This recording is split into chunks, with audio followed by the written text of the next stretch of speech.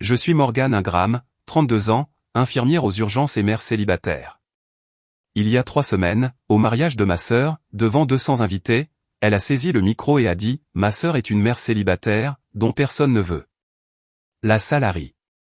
Ma mère a renchéri depuis sa table, c'est un produit d'occasion. Mon père a couvert sa bouche pour cacher son sourire moqueur.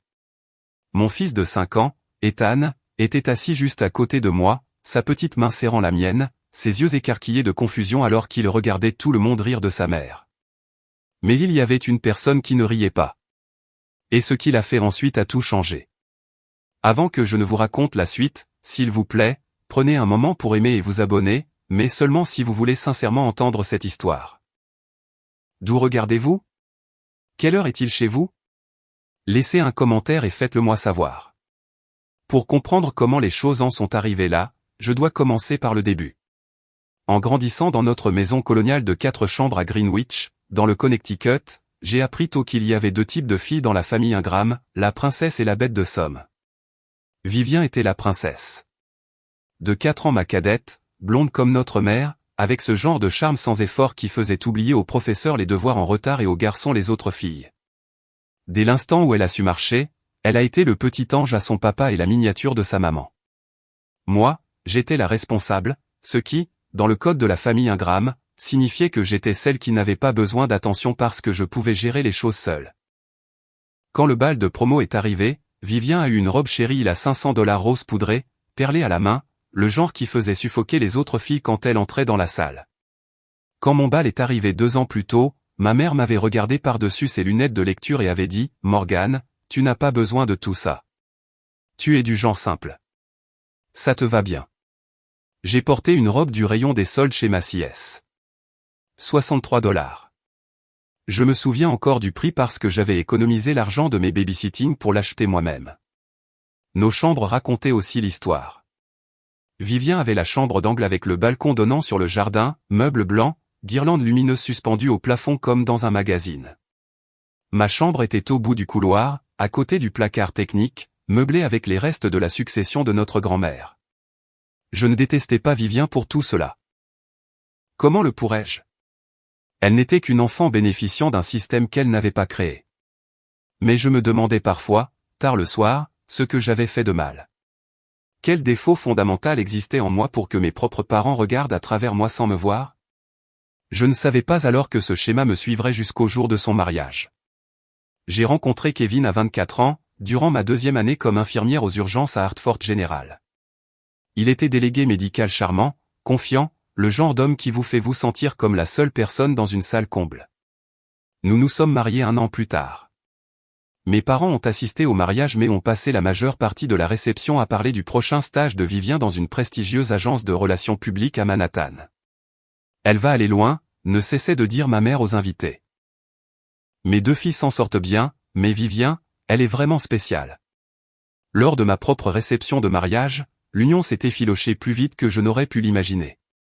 Kevin avait le don de me faire sentir petite, remettant en question mes choix, critiquant mon apparence, m'isolant de mes amis. Au moment où j'ai découvert qu'il couchait avec sa directrice régionale, j'étais enceinte de 7 mois et j'avais perdu l'essentiel de mon identité. Le divorce a été finalisé quand Ethan avait 14 mois. J'avais 27 ans, j'étais seul, travaillant de nuit pendant que son fils dormait dans une garderie qui facturait à l'heure. La réponse de ma mère à la nouvelle fut un long soupir, suivi de « J'ai toujours craint que tu ne saches pas comment rendre un homme heureux. » Vivien ne laisserait jamais cela lui arriver. Mon père n'a rien dit. Il ne disait jamais rien. Vivien m'a envoyé un SMS une seule fois pendant toute cette épreuve, c'est nul, mais honnêtement, tu choisis toujours les mauvais gars. Et c'est peut-être une thérapie. Aucune offre d'aide. Aucune nouvelle d'Ethan. Aucune reconnaissance du fait que j'étais en train de noyer. Je n'avais pas besoin de leur pitié. Je me le disais chaque soir en faisant chauffer des nouilles instantanées après un service de 12 heures, Ethan endormi dans son berceau dans notre modeste appartement d'une chambre. J'avais juste besoin qu'ils arrêtent de traiter ma douleur comme un divertissement. Daniel Mercé est entré en scène 2 ans avant le mariage. Vivien l'avait rencontré lors d'un gala de charité, un événement mondain au profit des enfants placés. Il était avocat pour les droits des enfants, le genre qui prenait des dossiers pro bono pour des familles qui n'avaient pas les moyens d'être représentées. beau d'une manière discrète, avec des yeux bienveillants et l'habitude d'écouter vraiment quand les gens parlaient. La première fois que je l'ai rencontré, c'était lors d'un dîner de famille chez mes parents.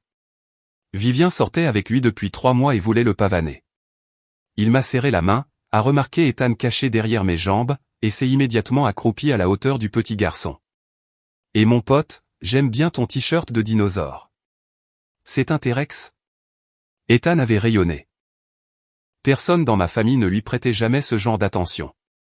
Tout au long du dîner, j'ai surpris Daniel en train d'observer la dynamique familiale avec l'œil attentif d'un avocat, la façon dont ma mère redirigeait chaque conversation vers Vivien, la façon dont mon père riait aux blagues de Vivien mais reconnaissait à peine les miennes, la façon dont je débarrassais automatiquement la table pendant que Vivien restait assise, consultant son téléphone.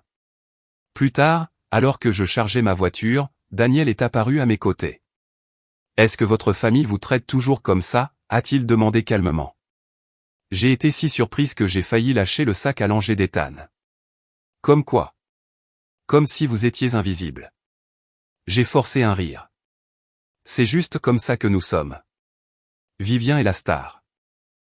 Je suis le second rôle. Il n'a pas ri, il a juste hoché la tête lentement, avec quelque chose d'illisible dans son expression. Vous êtes une bonne mère, a-t-il dit. Ethan a de la chance de vous avoir. Puis il est retourné à l'intérieur. Je n'ai pas compris pourquoi ces mots m'ont fait piquer les yeux, ni pourquoi, pendant des semaines après, je n'ai cessé de rejouer cette brève conversation dans ma tête. L'invitation de mariage est arrivée dans une enveloppe crème avec une calligraphie dorée, si épaisse et coûteuse qu'on aurait dit une convocation royale plutôt qu'une invitation. Vivien Marie Ingram et Daniel James Mercer sollicitent le plaisir de votre présence. Le lieu était le Carlyle, un hôtel 5 étoiles à Manhattan avec une salle de bal ayant accueilli des sénateurs, des célébrités et au moins un membre mineur d'une famille royale européenne. 200 invités. Budget estimé, $150 000, entièrement financé par mes parents. Pour le contexte, quand je me suis marié, mes parents ont contribué à hauteur d'exactement $2000 et s'en sont plaints pendant des mois par la suite. L'invitation venait avec des conditions. Vivien m'a appelé 2 semaines avant le mariage. Morgane, je dois discuter de certaines choses. Bien sûr. Qu'est-ce qu'il y a? D'abord, s'il te plaît, porte quelque chose de discret. Des tons pastels ou neutres seulement. Je ne veux pas que quelqu'un détourne l'attention de moi. J'avais prévu de porter une robe vert profond que je gardais précieusement. D'accord, je peux faire ça. Deuxièmement, elle a marqué une pause, est-ce que tu dois vraiment amener Ethan?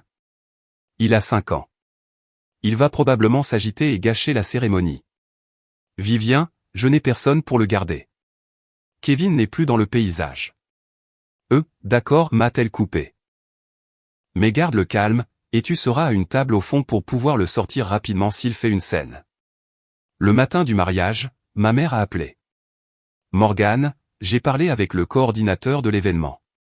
Toi et le petit tête à la table 23, près de l'entrée de service. Ne fais pas d'histoire à ce sujet. C'est le jour de Vivien et nous ne pouvons pas avoir de distraction. Des distractions. Voilà ce qu'était mon fils de 5 ans pour eux. J'aurais dû le voir alors la mise en scène, le positionnement, l'orchestration minutieuse de mon humiliation.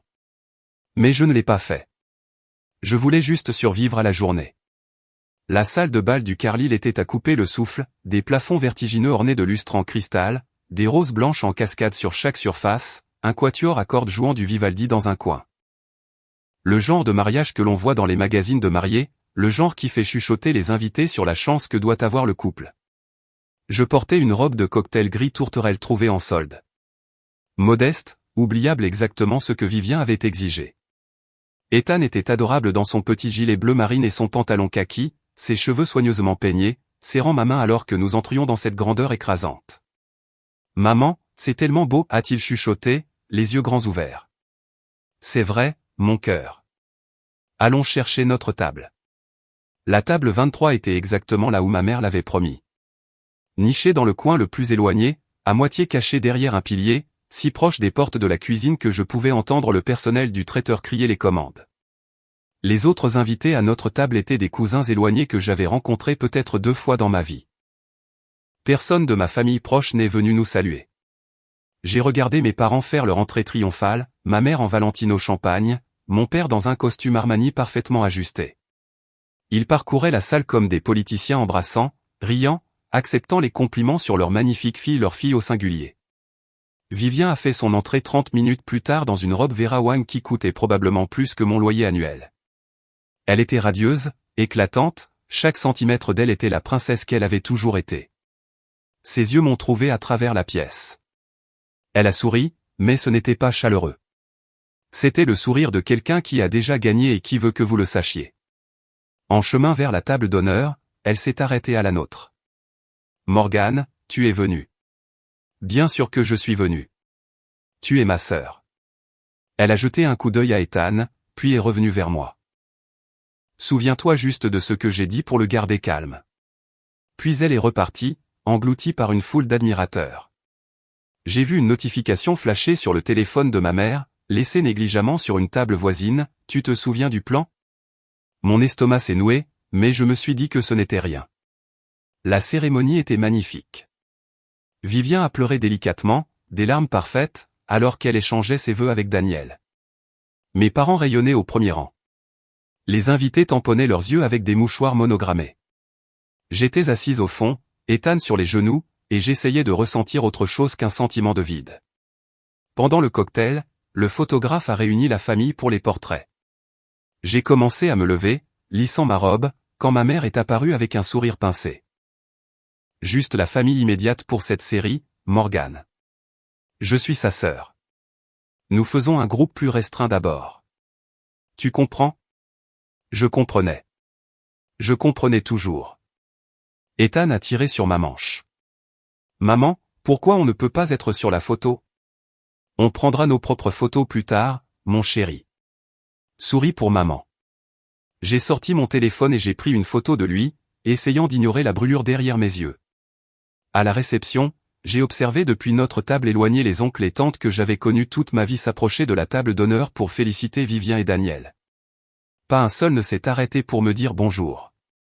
Morgane, c'est toi. Tante Linda, la sœur de ma mère, s'est arrêtée en allant au bar. Elle avait l'air mal à l'aise. Je ne t'avais presque pas vu ici au fond. Le plan de table est créatif, ai-je dit, forçant une légèreté dans ma voix. Elle a regardé vers la table d'honneur, puis m'a regardé de nouveau. Quelque chose comme de la culpabilité a traversé son visage. Patricia a toujours eu ses préférences. Je suis désolé, ma puce. Avant que je ne puisse répondre, elle était partie. J'ai remarqué l'ami de Daniel, Mike, en train d'installer son téléphone sur un petit trépied au bord de la piste de danse, orienté vers la scène probablement pour une diffusion en direct pour les proches qui n'avaient pas pu venir. Je n'y ai pas accordé beaucoup d'importance alors. Je n'avais aucune idée que ce téléphone allait devenir le témoin le plus important de ce qui allait suivre. Le tintement des couverts contre le cristal a fait taire la salle. Le maître de cérémonie, un homme élégant dans un costume 3 pièces, s'est approché du micro. Mesdames et messieurs, la mariée aimerait dire quelques mots. Des applaudissements ont parcouru la salle de bal alors que Vivien se levait de son siège, radieuse sous l'éclat d'une douzaine de projecteurs. Elle a pris le micro avec une aisance consommée, son bracelet Cartier accrochant la lumière. Merci à tous d'être ici, a-t-elle commencé, sa voix douce comme du miel. C'est le plus beau jour de ma vie, et je suis si reconnaissante de le partager avec tous ceux que j'aime. Elle a souri à Daniel, qui la regardait avec une expression que je n'arrivais pas tout à fait à déchiffrer. D'abord, je veux remercier mes incroyables parents. Maman, papa, vous m'avez tout donné. Votre amour, votre soutien, votre confiance en moi. Je suis qui je suis grâce à vous. Ma mère a pressé une main contre son cœur, les larmes se formant déjà. Mon père a hoché la tête avec fierté. Et je veux parler de la famille, a continué Vivien, son ton changeant légèrement, de ce que la famille signifie vraiment. Des leçons que j'ai apprises en observant tout le monde. Ses yeux ont balayé la salle et se sont posés sur moi. La chaleur dans son expression s'est refroidie. Surtout ma sœur. Ethan s'est redressé à côté de moi. Maman, Tata Vive parle de toi. Je sais, mon cœur. Chut. Mais quelque chose dans le sourire de Vivien m'a glacé le sang. Ce n'était pas de l'affection. Ce n'était pas de la gratitude. C'était de l'anticipation. Morgane, pourrais-tu te lever, a lancé Vivien, sa voix amplifiée résonnant contre les lustres. Je veux que tout le monde te voie. 200 visages se sont tournés vers notre table d'angle. Mes jambes semblaient remplies de béton, mais je me suis levé. Ethan m'a regardé, confus. La voilà, a dit Vivien, son sourire s'élargissant. Ma grande sœur, celle qui m'a appris tant de leçons précieuses sur la vie. Voyez-vous, ma sœur Morgane est une mère célibataire. Les mots flottaient dans l'air, tranchants et délibérés. Quelques invités ont bougé, mal à l'aise. Le sourire de Vivien n'a pas faibli. Elle s'est mariée jeune, a eu un bébé, et puis, eh bien, les choses n'ont pas marché. Elle a incliné la tête dans une fausse sympathie. Son mari l'a quittée. Il n'a pas pu assumer, je suppose. Et maintenant, elle est seule. Quelques rires nerveux ont éclaté dans la foule. J'ai senti mon visage s'empourpiller. Ma sœur est quelqu'un dont personne ne veut, a continué Vivien, sa voix portant un soupir théâtral. Aucun homme ne veut d'elle. Enfin, peut-on les blâmer? Elle a un bagage maintenant. Un gamin, des factures, tout ce bazar. Plus de rire, plus franc cette fois. Quelques amis de Vivien à une table voisine ont gloussé dans leur champagne. Je ne pouvais plus bouger, je ne pouvais plus respirer. Puis, de la table d'honneur, la voix de ma mère a retenti, claire comme de l'eau de roche, c'est un produit d'occasion. La salle a explosé. 200 personnes riaient, ma mère riait, mon père se couvrait la bouche, les épaules secouées par un amusement à peine contenu. J'ai baissé les yeux vers Ethan. Son petit visage était contracté par la confusion, ses yeux faisant la navette entre moi et la folie hilar. Maman. Sa voix était minuscule, effrayée. Pourquoi tout le monde rit de toi? Je ne pouvais pas répondre. Ma gorge s'était complètement nouée. J'ai vu les notes dans la main de Vivien, elles étaient dactylographiées, préparées, répétées. Ce n'était pas une blague spontanée. C'était planifié, scénarisé, une attaque coordonnée déguisée en discours de mariage. Mais vous savez quoi, disait Vivien, surfant sur la vague de rire. Morgane m'a appris une leçon précieuse. Elle m'a montré exactement ce qu'il ne fallait pas faire de ma vie. Alors vraiment, je devrais la remercier. Elle a levé son verre de champagne vers moi. À Morgane, mon contre-exemple. Les invités ont levé leur verre. Certains riaient encore, d'autres semblaient mal à l'aise mais ne disaient rien. Et mon fils de 5 ans regardait sa mère devenir la risée de tous. Vivien n'avait pas fini.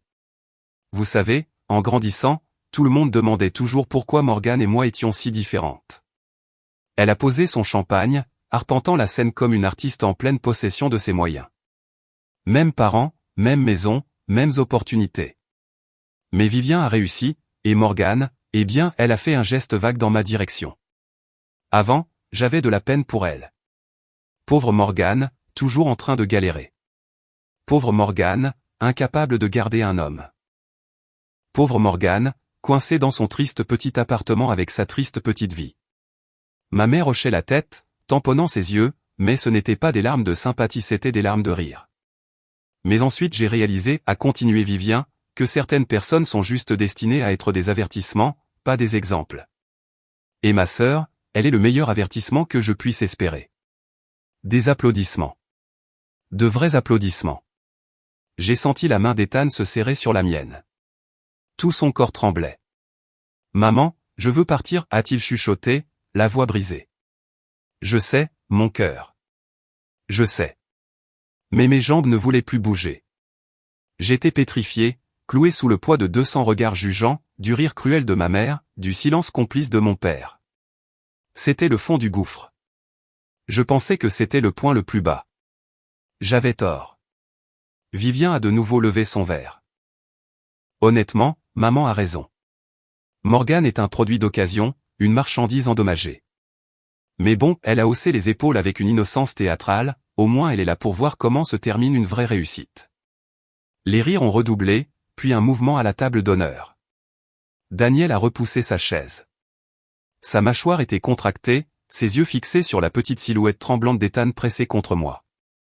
Pendant un instant, j'ai cru qu'il partait, qu'il abandonnait son propre mariage.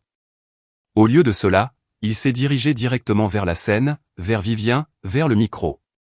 Les rires ont faibli, puis se sont éteints. Personne ne savait ce qui allait se passer, moi y compris. Daniel avançait avec détermination, ses chaussures Oxford cirées claquant contre le sol de marbre dans le silence soudain. Le quatuor à cordes s'était arrêté de jouer. Les invités se sont figés, une gorgée à la main, un rire aux lèvres, un murmure interrompu. Le sourire confiant de Vivien a vacillé. Daniel, mon cœur, qu'est-ce que tu... Il n'a pas répondu. Il ne l'a même pas regardé. Ses yeux étaient rivés sur notre table, sur Ethan. Mon fils avait enfoui son visage contre ma hanche, ses petites épaules secouées par des sanglots silencieux. Il ne comprenait pas pourquoi tout le monde riait de sa maman, il savait seulement que ça faisait mal. Daniel a vu cela, et quelque chose dans son expression s'est durci comme de l'acier. Il a atteint la scène en s'y enjambait. Vivien tenait toujours le micro, son sourire figé par la confusion. « Daniel, assieds-toi. » Je n'ai pas fini mon... Il lui a pris le micro des mains. Sans brutalité, sans l'arracher, juste calmement, fermement, comme on confisque un objet dangereux à un enfant.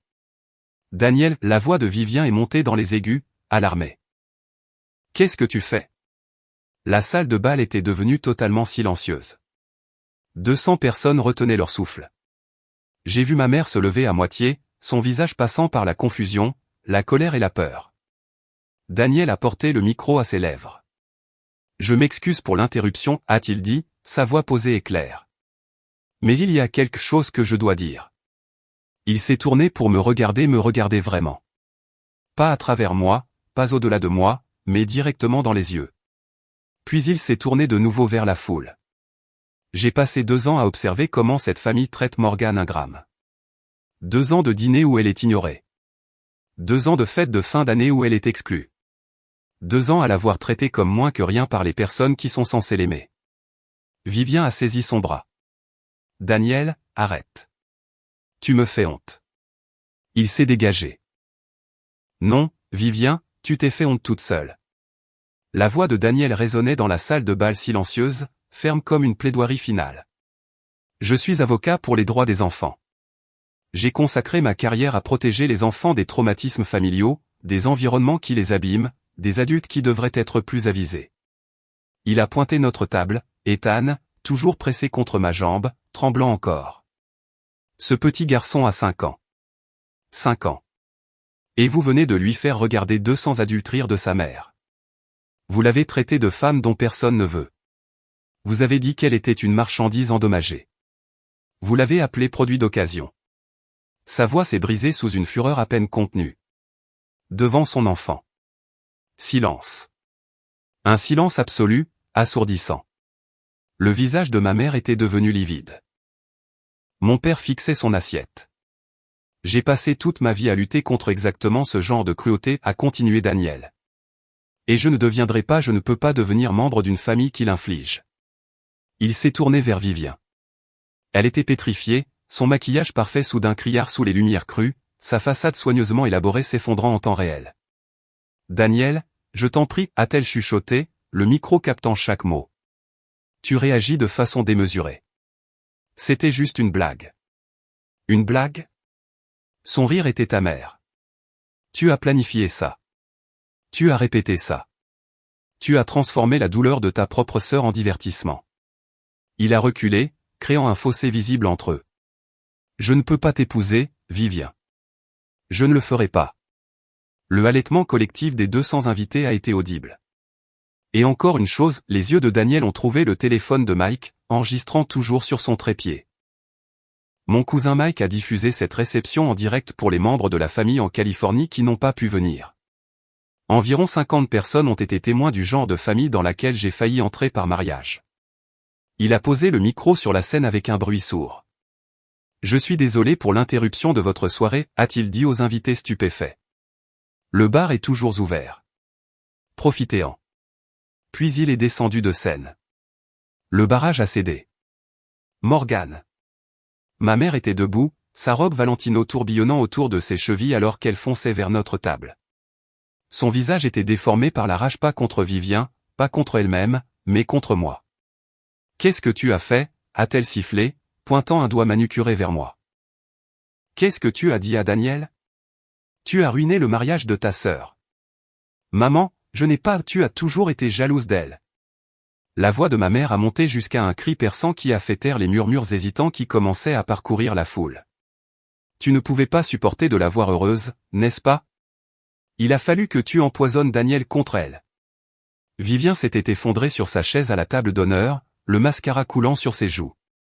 Son moment de triomphe si soigneusement construit s'était brisé en un cauchemar public.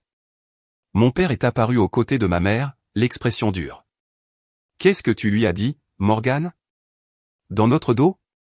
Qu'est-ce que tu as dit ? » Je ne lui ai rien dit. Je lui ai à peine parlé. Menteuse. La voix de Vivien a transpercé la salle. Elle était debout maintenant, sa robe Vera Wang semblant se moquer du désastre qui se déroulait. Tu as essayé de le retourner contre moi depuis le premier jour. Tu ne pouvais pas me laisser avoir une chose, n'est-ce pas ? Un seul jour parfait. J'ai senti le récit changer en temps réel. Les invités qui riaient quelques minutes plus tôt me regardaient maintenant différemment, pas avec sympathie, mais avec suspicion. Elle a dû faire quelque chose. Peut-être que la sœur a provoqué ça. Pauvre Vivien. Je voyais ce qui arrivait, la réécriture de l'histoire sous mes yeux. En quelques minutes, j'étais passé de victime à méchante dans l'esprit de 200 témoins. Et j'ai réalisé que si je ne partais pas immédiatement, ce serait là mon héritage, la sœur jalouse qui a détruit pour toujours le mariage de sa fratrie. Si vous avez déjà été dans une situation où l'on vous a blâmé pour quelque chose que vous n'avez pas fait, où les gens ont déformé la vérité pour faire de vous le méchant, commentez. Je comprends, et ainsi je sais que je ne suis pas seul dans ce cas. Et si vous voulez savoir ce que j'ai fait ensuite, aimez cette vidéo.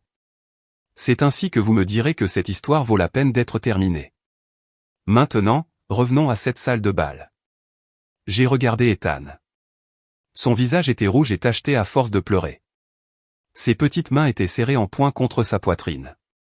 Il essayait si fort d'être courageux, de comprendre pourquoi le monde était soudain devenu si bruyant, colérique et effrayant.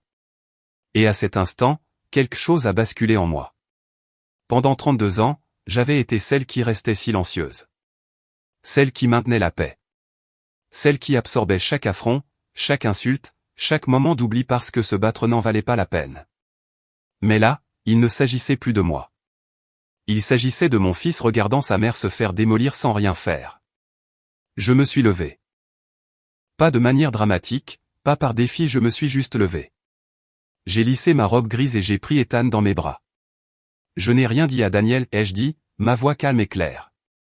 Je n'en avais pas besoin. Il a des yeux. Il vous a vu me traiter comme une moins que rien pendant 2 ans, et ce soir il a enfin décidé qu'il ne pouvait pas vivre avec ça. Ma mère ouvrait et fermait la bouche comme un poisson hors de l'eau. Tu mens, a craché Vivien. Tu as toujours été jalouse, Morgane, depuis qu'on est gamine. Tu ne supportes pas que je sois mieux que toi. Je n'ai pas argumenté. Je ne me suis pas défendu. À quoi bon ? Au lieu de cela, je me suis détourné et j'ai commencé à marcher vers la sortie. Derrière moi, j'entendais la voix de ma mère, stridente de désespoir, « Morgane, tu reviens ici et tu t'excuses auprès de ta sœur immédiatement. » Je ne me suis pas retourné. Ethan a entouré mon cou de ses bras, sa joue humide pressée contre la mienne. « Maman, a-t-il chuchoté, on rentre à la maison. » Oui, mon cœur. Tant mieux. Une pause. Je n'aime pas être ici. Je sais, mon chéri. J'ai embrassé son front alors que les portes de la salle de bal se profilaient devant nous. Moi non plus. Le trajet de la table 23 à la sortie de la salle de bal faisait environ 12 mètres. J'ai eu l'impression qu'il faisait 60 kilomètres. J'ai gardé le dos droit, le pas assuré. Ethan se cramponnait à moi, le visage caché contre mon épaule. Autour de nous, 200 invités étaient assis dans un silence de plomb, regardant le drame se dérouler comme une pièce de théâtre pour laquelle ils n'avaient pas payé. J'ai vu Daniel debout près de la porte. Il ne fuyait pas la scène, il attendait. Quand je suis arrivé à sa hauteur, il a fait un pas en avant, bloquant le passage juste assez longtemps pour parler. Morgane. Sa voix était basse, réservée à moi seul. Je suis désolé. J'aurais dû dire quelque chose il y a des années. J'aurais dû. Ne t'excuse pas. J'ai calé Ethan sur ma hanche. Tu viens d'éviter à mon fils de voir sa mère se faire humilier sans que personne ne s'en soucie. C'est plus que ce que n'importe qui dans ma propre famille a jamais fait. Il a glissé la main dans la poche de sa veste et en a sorti une carte de visite. Un carton blanc tout simple, texte noir professionnel, Daniel Mercé, avocat, droit de la famille et des enfants. Si jamais vous avez besoin de quoi que ce soit, aide juridique, une recommandation, n'importe quoi, appelez-moi. Pro bono. Je suis sérieux. J'ai pris la carte et l'ai glissée dans mon sac. Merci. Pour Ethan. Derrière nous, j'entendais la voix de Vivien monter dans les tons, hystérique, ma mère essayant de la calmer, et mon père lançant des ordres brefs à l'organisateur de mariage désemparé. Je n'ai pas regardé en arrière. J'ai poussé les portes ornées pour entrer dans le couloir de l'hôtel, mes talons claquant sur le sol de marbre. Ethan a levé la tête alors que le bruit de la salle de bal s'estompait derrière nous. Maman, tu es triste? J'ai réfléchi à la question. J'y ai vraiment réfléchi. Non, mon cœur, je ne suis pas triste. Pour la première fois depuis très longtemps, j'ai réalisé que je ne mentais pas. Et si on se faisait des pancakes en rentrant? Son visage s'est éclairé. Avec des pépites de chocolat. Toutes les pépites de chocolat que tu voudras. Le temps que je donne le bain à Ethan, que je le nourrisse et que je le borde avec son dinosaure préféré, mon téléphone avait accumulé 47 appels manqués, 31 de ma mère, 12 de Vivien, 4 de mon père. J'ai fait défiler les messages textes en étant assise sur le bord de mon lit, toujours dans ma robe grise, toujours avec le maquillage que j'avais appliqué si soigneusement le matin même. Maman, 22h47, tu as tout ruiné. Appelle-moi tout de suite. Maman, 22h52, Vivien est hystérique. Daniel est parti. Tout est de ta faute. Maman, 23h15, ne t'avise pas de m'ignorer, Morgane Elisabeth Ingram.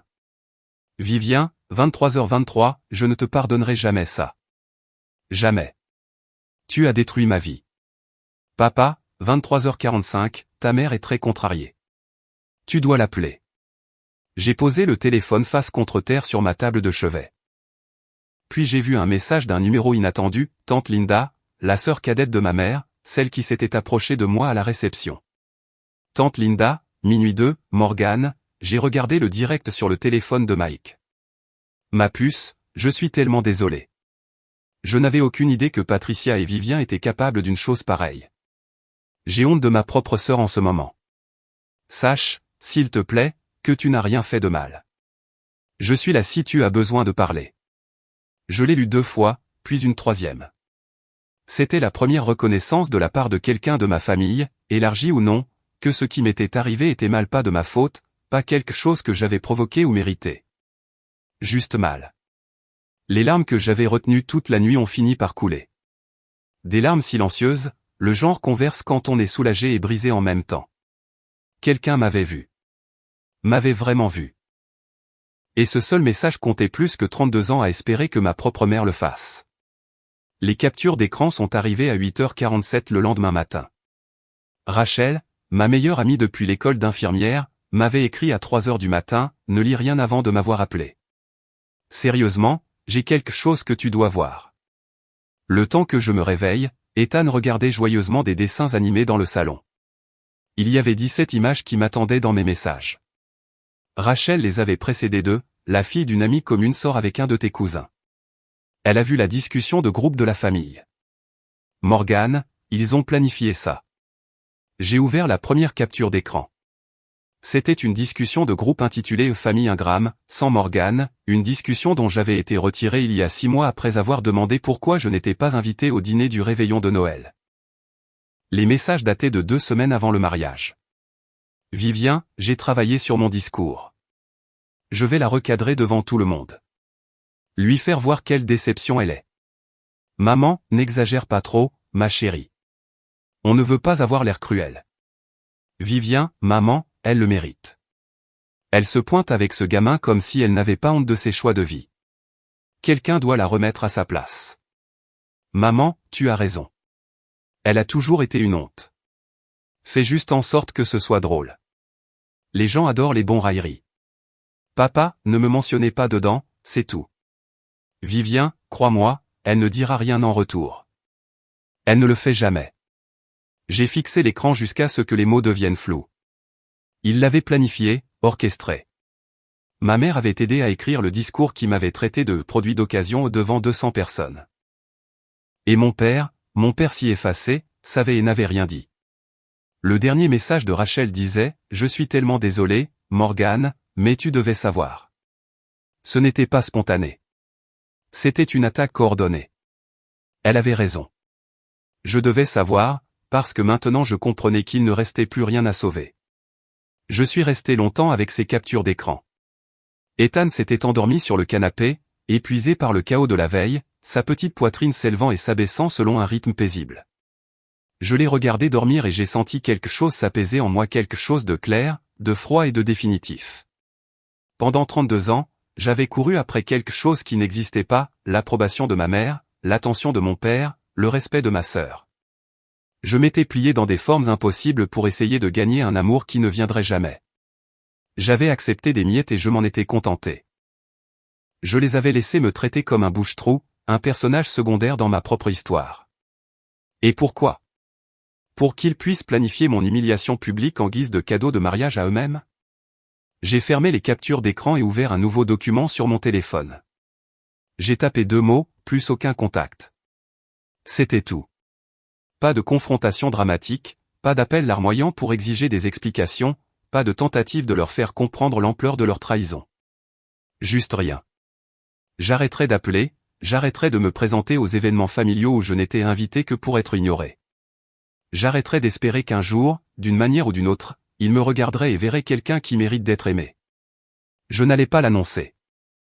Je n'allais pas leur donner la satisfaction d'une scène qu'ils pourraient transformer en une preuve supplémentaire de mon instabilité ou de ma jalousie. J'allais simplement disparaître de leur vie de la façon dont ils l'avaient toujours voulu. Silencieusement, complètement, définitivement. Mon téléphone a vibré avec un autre appel de ma mère. Je l'ai rejeté et j'ai bloqué le numéro. Puis celui de Vivian bloqué. Puis celui de mon père bloqué. J'ai regardé Ethan, qui dormait toujours paisiblement, et j'ai senti quelque chose d'inconnu se libérer dans ma poitrine. Pas de la colère, pas du chagrin, du soulagement. Tout va bien se passer, bébé, lui ai chuchoté. Je te le promets. Ils se sont présentés 3 jours plus tard. Je rentrais tout juste du travail, Ethan bavardait joyeusement à propos de la peinture au doigt qu'il avait faite à la garderie, quand je les ai vus debout sur les marches de mon immeuble. Ma mère portait un manteau en cachemire, mon père sa tenue de golf habituelle, tous deux ayant l'air d'avoir pris un mauvais virage dans le mauvais quartier. Morgane. La voix de ma mère était de glace. Nous devons parler. La main d'Ethan s'est serrée dans la mienne. Maman, pourquoi grand-mère est là? Je ne sais pas, chérie.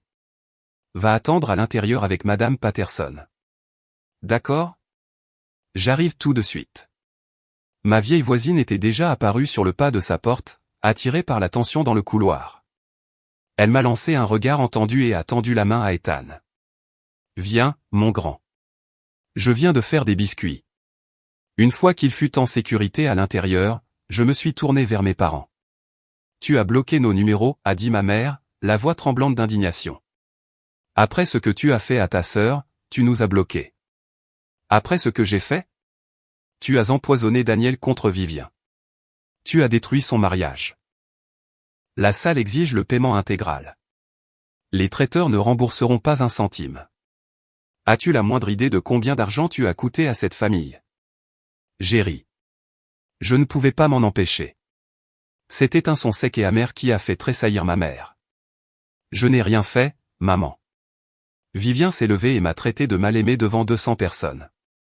Tu m'as traité de produit d'occasion. Daniel a pris sa propre décision en fonction de ce dont il a été témoin. C'était une blague. Ma mère a levé les mains au ciel. Une blague inoffensive que tu as exagérée. Devant mon fils de 5 ans. Ma voix est descendue à un calme dangereux. Tu m'as humilié devant Ethan. Il m'a demandé pourquoi tout le monde se moquait de sa maman. Pour la première fois, quelque chose a vacillé dans les yeux de ma mère. Quelque chose qui ressemblait presque à de la culpabilité, mais cela a disparu aussi vite que c'était venu.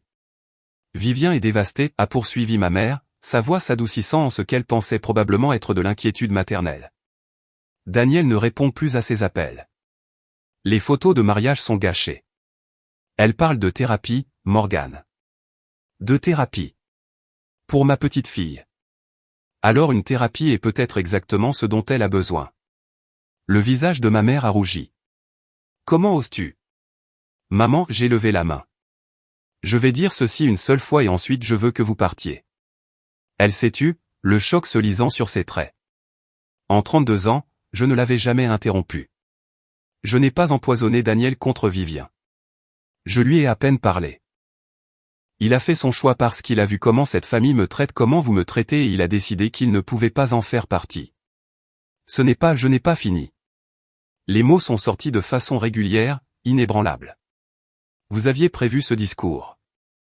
J'ai vu les captures d'écran de la discussion de groupe. Tu as aidé Vivien à décider exactement quoi dire. Tu savais qu'elle allait m'humilier, et tu l'as encouragée. Ma mère a pâli. Mon père a bougé maladroitement, soudain fasciné par une trace de frottement sur le sol du couloir. Vivien pleure, ai-je continué. Tant mieux. Peut-être qu'elle comprendra maintenant ce que cela fait. Je pleure depuis que j'ai 12 ans, en essayant de comprendre pourquoi ma propre mère me regardait comme une déception. Morgane, ce n'est pas juste. Tu m'as traité de produit d'occasion, maman. Devant mon enfant, devant 200 personnes, et tu es là à me demander de m'excuser. Le silence s'est étiré entre nous comme un gouffre. Je t'aime, ai-je dit doucement. J'ai passé toute ma vie à t'aimer et à espérer que tu m'aimerais en retour. Mais je ne peux plus faire ça. Je n'élèverai pas Ethan dans un environnement où il apprend que la maltraitance est acceptable si elle vient de la famille. Je me suis avancé vers ma porte. S'il vous plaît, partez. Si vous avez déjà dû fixer une limite avec quelqu'un que vous aimiez, même si cela vous brisait le cœur, commentez et limite pour que je sache que vous comprenez. Et si vous voulez savoir ce qui s'est passé ensuite, continuez à regarder, car ce que je m'apprête à vous dire prouve quelque chose d'important. Parfois, s'en aller est la chose la plus puissante que l'on puisse faire. Laissez-moi vous ramener dans ce couloir. Le visage de ma mère est passé par une douzaine d'émotions en 3 secondes, incrédulité, rage, blessure, calcul, avant de s'arrêter sur son arme de prédilection, les larmes. Morgane, sa voix s'est brisée habilement. Tu vas le regretter. Quand je ne serai plus là un jour, tu regretteras de ne pas avoir été une meilleure fille. Le coup de la culpabilité. Du Patricia Ingram tout craché. Il y a 1 an, cela aurait fonctionné. Il y a 6 mois, cela m'aurait poussé à m'excuser. Même il y a 1 semaine, j'aurais pu hésiter. Mais c'était avant qu'elle ne rie de sa propre fille traitée de sans valeur. Avant qu'elle n'ajoute son propre couteau dans la plaie. Avant que je ne voie le visage de mon fils se décomposer alors que sa grand-mère faisait de sa mère une risée. Peut-être ai-je dit. Ou peut-être que je regarderai en arrière et que je saurai que j'ai protégé mon enfant des mêmes dommages que tu m'as infligés. La porte de l'appartement de Madame Patterson s'est ouverte. Ethan a jeté un coup d'œil, des miettes de biscuits sur le menton. Maman, tu viens? Je lui ai souri. Un vrai sourire chaleureux et sûr. Oui, bébé. 1 minute. Ma mère s'est élancée vers lui, les bras tendus. Ethan, mon chéri, viens faire un câlin à grand-mère. Je me suis interposé entre pas de manière agressive, mais fermement. Non. Le mot est resté suspendu dans l'air comme une gifle. C'est mon petit-fils. Et c'est mon fils. C'est moi qui décide qui a accès à lui. Mon père a fini par parler, sa voix rauque de malaise. Morgane, ta mère est bouleversée. Calmons-nous tous et au revoir, papa. J'ai pris la main d'Ethan et je l'ai guidé vers la porte de notre appartement. Sur le seuil, je me suis retourné une dernière fois. Ma mère pleurait de vraies larmes cette fois, ou presque. Mon père se tenait impuissant à ses côtés. Je ne fais pas ça pour vous punir, ai-je dit. Je fais ça parce que je comprends enfin que je mérite mieux que ce que vous m'avez donné. Puis j'ai fermé la porte et je l'ai verrouillée. La vidéo s'est propagée plus vite que ma mère ne pouvait le contenir. En 1 semaine, elle avait fait le tour de la famille élargie Ingram. Cousins, tantes, oncles et petits cousins que je n'avais jamais rencontrés, cela passait comme une preuve dans un procès. Tante Linda m'a appelé un mardi soir. Morgane, je viens d'avoir ton oncle Robert de Sacramento au téléphone. Il a vu le direct. Il est. Eh bien, il a utilisé des mots que je ne répéterai pas à propos de ta mère et de Vivien. Je n'ai demandé à personne de le partager. Tu n'avais pas besoin de le faire. Mike l'a envoyé à sa mère, qui l'a envoyé à son club de bridge, qui l'a envoyé à tout le monde. Ma chérie, tu sais comment fonctionnent les potins de famille. Je le savais. C'était le même réseau qui avait propagé des rumeurs sur mi divorce, mon incapacité à garder un mari et mon statut de déception de la famille. Maintenant, ce réseau travaillait en ma faveur. Ta mère a essayé de m'appeler hier, a continué tante Linda. Elle voulait que je l'aide à gérer le récit. Je lui ai dit que le récit s'était géré tout seul au moment où elle a ouvert la bouche devant 200 témoins et une caméra. Malgré tout, j'ai ressenti une petite étincelle de satisfaction inattendue. Comment va Vivien? Tante Linda a hésité. Pas bien. Daniel a officiellement rompu. Sa famille a renvoyé les cadeaux de fiançailles avec une lettre de leur avocat. Quelque chose à propos de différences de valeurs irréconciliables. Une courtoisie professionnelle enveloppant un rejet dévastateur. Et ma mère? Tante Linda a soupiré. Elle appelle tout le monde pour essayer d'expliquer que c'était juste une blague qui a dégénéré. Mais les gens ont vu la vidéo, Morgane. Ils l'ont entendu. Aucun artifice ne change ce dont ils ont été témoins de leurs propres yeux. J'ai pensé à ma mère, appelant désespérément les parents, essayant de reconstruire une réputation qu'elle avait détruite en 30 secondes de cruauté jubilatoire. Laisse-la inventer ces histoires, ai-je dit doucement. J'en ai fini de m'expliquer auprès de gens qui ne veulent pas comprendre. Vivien a tenté de limiter les dégâts 2 semaines après le mariage. Elle a publié une longue déclaration sur Facebook, soigneusement formulée, rédigée de manière professionnelle, probablement révisée par un ami en relations publiques. Je souhaite aborder le malentendu lors de mon mariage. Ce qui se voulait un humour familial léger a été sorti de son contexte par ceux qui ne comprennent pas notre dynamique.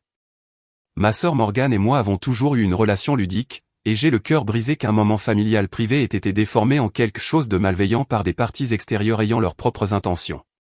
Cela continuait sur 6 paragraphes, sans jamais s'excuser une seule fois, sans jamais reconnaître ce qu'elle avait réellement dit.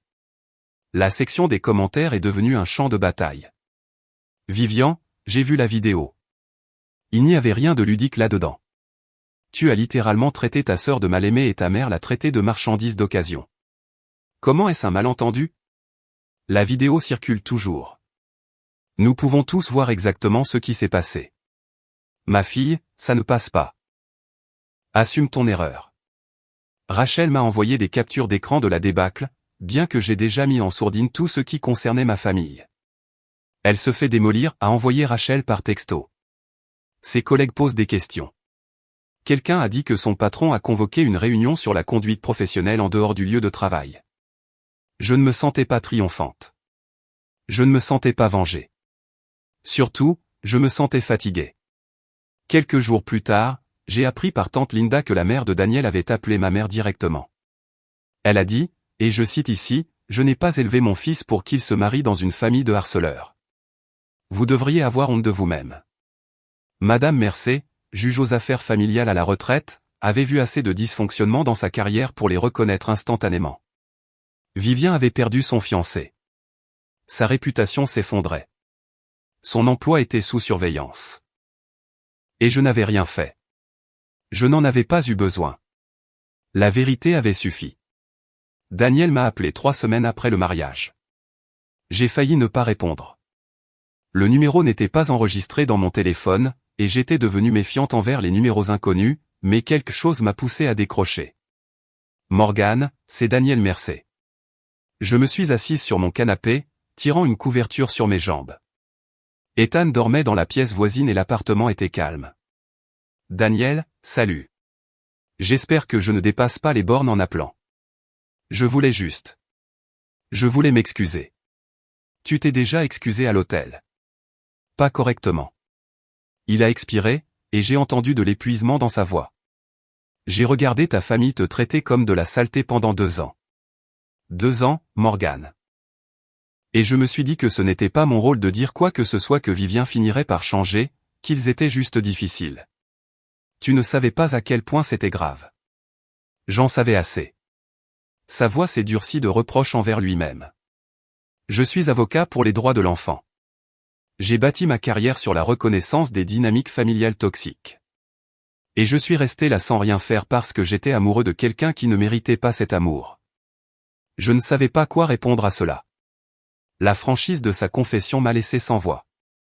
Cette nuit-là, a-t-il continué, quand j'ai vu le visage d'Ethan. Mon Dieu, Morgane, ce petit garçon regardant sa mère se faire détruire pour le divertissement des autres. Je ne pouvais plus rester silencieux. Tu n'es pas seulement resté silencieux. Tu as mis fin à ton propre mariage. C'était la chose à faire. La seule. Il a fait une pause. J'étais sérieux à propos de l'aide juridique. Si jamais tu as besoin d'aide pour des questions de garde, ou si ta famille essaie de te harceler n'importe quoi, je t'aiderai. Sans condition, sans frais. Pourquoi? Parce que ton fils mérite d'avoir quelqu'un de son côté. Et toi aussi. J'ai senti les larmes me piquer les yeux, mais ce n'étaient pas des larmes de tristesse. Merci, Daniel. Pour tout. 6 mois ont passé. C'est étrange comme la vie se reconstruit quand on retire les personnes qui ne cessaient de la démolir. J'ai reçu une promotion au travail, infirmière responsable principale, service des urgences.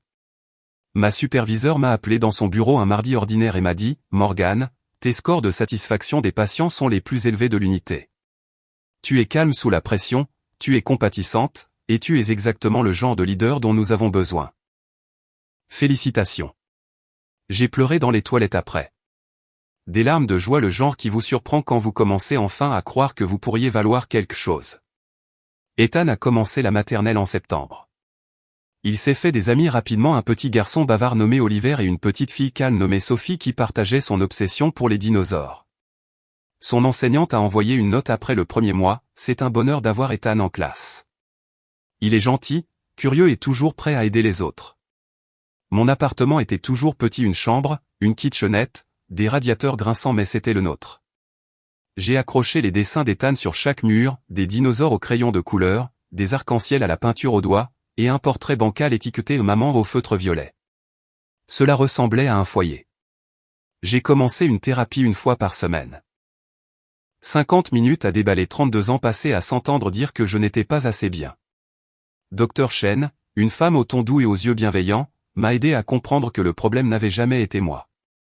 Tu étais le bouc émissaire dans un système familial qui avait besoin de quelqu'un à blâmer, a-t-elle expliqué lors de notre 3e séance. Ta valeur n'a jamais été déterminée par leur incapacité à la voir. J'ai aussi recommencé à fréquenter des gens doucement, prudemment. Un infirmier de l'unité pédiatrique m'a invité à prendre un café, puis à dîner. Rien de sérieux, mais l'idée que quelqu'un puisse vouloir me connaître la vraie moi semblait révolutionnaire. Pour la première fois de ma vie, je n'attendais pas la permission d'être heureuse. Je l'étais, tout simplement. Les tentatives de contact sont venues par vagues. D'abord, une carte d'anniversaire pour Ethan, arrivant avec 2 semaines de retard sans adresse de retour, bien que j'ai reconnu l'écriture de ma mère. À l'intérieur se trouvait un billet de $100 et un mot, à notre petit-fils. Tu nous manques. J'ai mis l'argent sur le compte d'épargne études d'Ethan et j'ai recyclé la carte. Puis un SMS d'un numéro inconnu vient utilisant le téléphone d'une amie, Morgan, nous devons parler. J'ai beaucoup réfléchi. Appelle-moi. Je n'ai pas appelé. Quelques semaines plus tard, un message vocal de ma mère. Sa voix avait ce ton particulier de victime blessée qu'elle avait perfectionné au fil des décennies. Morgan, cela a duré assez longtemps. La famille, c'est la famille. Tu ne peux pas simplement nous rayer de ta vie pour toujours. Je suis ta mère. Ne méritais-je pas une chance de m'expliquer? Je l'ai supprimé sans finir de l'écouter. Le plus difficile est venu de mon père. Il s'est présenté sur mon lieu de travail, ce qu'il n'avait jamais fait au cours des 8 années où j'ai été infirmière. Je l'ai trouvé attendant dans le hall, l'air mal à l'aise et déplacé parmi les familles inquiètes et les appareils qui bipent. 5 minutes, a-t-il dit quand je me suis approché. S'il te plaît. Nous sommes sortis dans l'après-midi gris de novembre. Ta mère a du mal, a-t-il dit. Elle pleure tous les jours. Vivian ne sort plus de sa chambre. La fête de l'Action de grâce en famille a été. Il s'est interrompu. A été quoi, papa? Vide. J'ai attendu. Je sais que ce qui s'est passé n'était pas bien.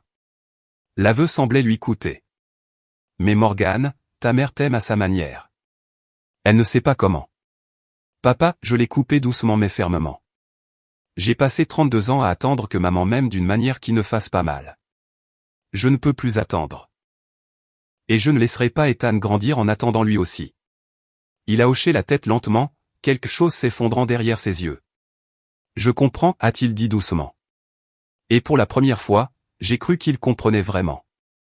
Aujourd'hui, alors que j'enregistre ceci, cela fait 8 mois que le mariage de ma sœur a eu lieu.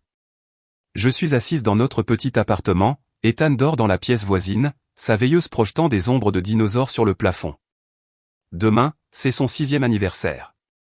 J'ai un gâteau fait maison dans le frigo au chocolat avec trop de glaçage, exactement comme il l'aime, et un vélo d'occasion qui attend dans le box de ma voisine, emballé dans un ruban que j'ai noué 3 fois pour qu'il soit parfait.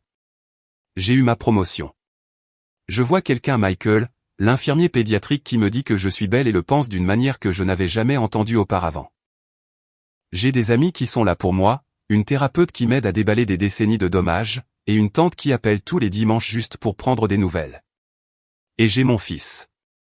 La semaine dernière, Ethan a rapporté un dessin de l'école. C'était un devoir sur l'arbre généalogique, et alors que la plupart des enfants dessinaient des grands-parents, des cousins et de vastes réseaux de parents, Ethan n'avait dessiné que 2 personnages, une grande femme aux cheveux bruns et un petit garçon à côté d'elle lui tenant la main.